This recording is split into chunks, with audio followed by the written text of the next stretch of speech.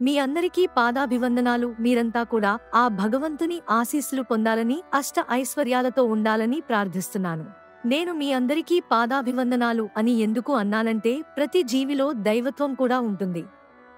అందుకే నేను మీతో అలా చెప్పాను. మహర్షి ఒకరోజు విష్ణులోకానికి బయలుదేరాడు. విష్ణు దర్శించుకోవడానికి ద్వారపాలకులు అడ్డగించారు. వారు తెలిపిన విధంగా విష్ణుమూర్తి లక్ష్మీదేవి ఏకాంత మందిరంలో ఉన్నారు, అందుకని మీరు వెళ్లడానికి కుదరదు అని తెలిపారు. అడ్డగించిన ద్వారపాలకులను శపించి లోపలికి బయలుదేరాడు. ఆ మహర్షి భగవాన్ విష్ణుమూర్తి అంటూ 4 సార్లు 5 సార్లు పిలిచాడు. లక్ష్మితో సరస సంభాషణలాడుతున్న విష్ణుమూర్తి మహర్షి వైపు చూడలేదు. కోపంతో దగ్గరగా వెళ్లి కుడికాలు పైకెత్తి విష్ణుమూర్తి ఛాతీపై ఒక్క తన్ను తన్నాడు. అప్పుడు విష్ణుమూర్తి మహర్షి వైపు చూసి, క్షమించండి మహర్షి అంటూ లక్ష్మీదేవిని వదిలిపెట్టి అతనికి సేవలు చేయడం మొదలెట్టాడు. అది గమనించిన లక్ష్మీదేవి తన ప్రవర్తనకు అలక చెందినది. ఎందుకంటే విష్ణు వక్షస్థలంలో లక్ష్మీదేవి నివాసం ఉంటుంది. ఆ స్థలంలో తన్నిన మహర్షికి సేవలు చేయడం శపించకపోవడం లక్ష్మీదేవి అవమానంగా భావించింది. ఆ వెంటనే బాధతో భూలోకానికి బయలుదేరింది. కొంత తడువు తరువాత మహర్షిని శాంతింపజేసి పంపివేసిన తర్వాత తన భార్య లక్ష్మీదేవి కొరకు చూశాడు. ఆమె కనిపించలేదు. ఆమెను వెతుకుతూ భూలోకం వైపు ప్రయాణించాడు. ఆకలి దప్పులు లేకుండా కొన్ని రోజులు లక్ష్మీదేవి అంటూ ఒక చెట్టు కింద సొమ్మసిల్లి పడిపోయాడు. అక్కడికి ఒక ముసలమ్మ వచ్చి అతన్ని చూసి ఎవరో బాగా బ్రతికి ఉన్న ఉన్నతమైన వ్యక్తిగా భావించి అతనిని తీసుకుని తన ఇంటిలోకి తీసుకెళ్ళింది. అక్కడ అతనికి సపర్యాలు చేసి అతని ఆరోగ్యాన్ని బాగు చేసింది. కొంతకాలం తర్వాత లక్ష్మీదేవి గురించి బాధపడుతూ ఉన్న విష్ణుమూర్తి ఆ దేశపు రాజకుమారి పద్మావతి దేవిని చూశాడు. వెంటనే ఆమెను ప్రేమించాడు. ఆమెను పెళ్లి చేసుకోవాలని నిర్ణయించుకున్నాడు. ఆ తర్వాత ముసలమ్మ ద్వారా రాజుకు రాయబారం పంపాడు.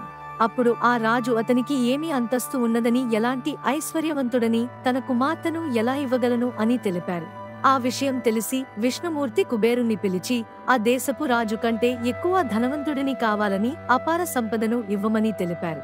అందుకు కుబేరుడు విష్ణుమూర్తి కోరినంత సంపదను ఇచ్చాడు. దాంతో రంగరంగ వైభోగంగా పద్మావతితో వివాహం జరిగింది. వివాహం జరిగి కొన్ని రోజుల తర్వాత విష్ణుమూర్తిని వెతుక్కుంటూ లక్ష్మీదేవి వచ్చింది. ఆ సమయంలో పద్మావతి దేవితో సరస సంభాషణలతో విష్ణుమూర్తి ఉండడం చూసి ఏమిటని నిలదీసింది. దానికి బదులు ఇవ్వలేక రాయిలాగా నిశ్చేష్టుడై ప్రాణం లేని వ్యక్తి లాగా నిలుసుండిపోయాడు. అది గమనించిన లక్ష్మీదేవి తను కూడా అతని ప్రక్కకు చేరి రాయిలాగా మారిపోయింది.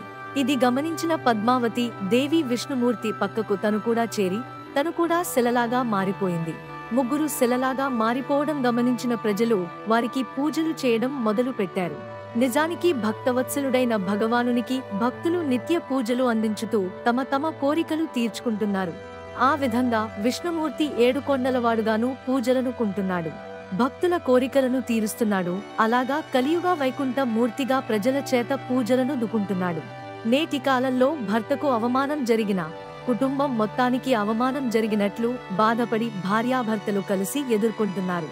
ఒకవేళ అవమానాన్ని భరించి అలాగే మెదులుతున్న భర్తను వదిలి స్త్రీలు వెళ్లిపోతున్నారు.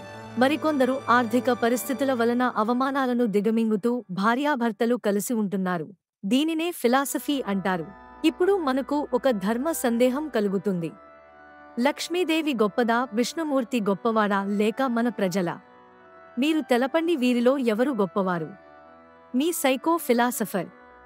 నెక్స్ట్ ఎపిసోడ్లో ఇంకో సబ్జెక్టుతో మిమ్మల్ని కలుస్తాను. Bye bye.